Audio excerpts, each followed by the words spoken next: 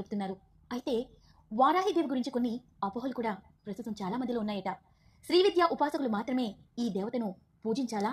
ఇలా కొంతమంది ప్రశ్నలు అడుగుతుంటే దానికి జవాబు, దానికి సంబంధించిన మంత్రము, ఉపాసన తెలుసుకోవాలి.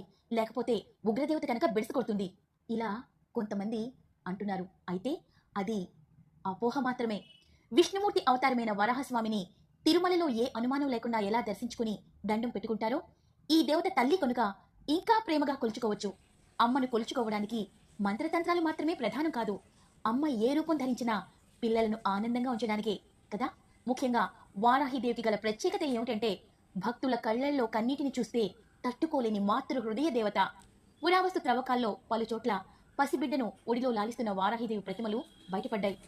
కనుక ఫ్రెండ్స్, అందరూ కూడా ఆ వారాహి మాతను ఏ అనుమానం లేకుండా మన మనసులో ఆ తల్లి పట్ల నిజమైన భక్తి విశ్వాసాలతో, ప్రేమతో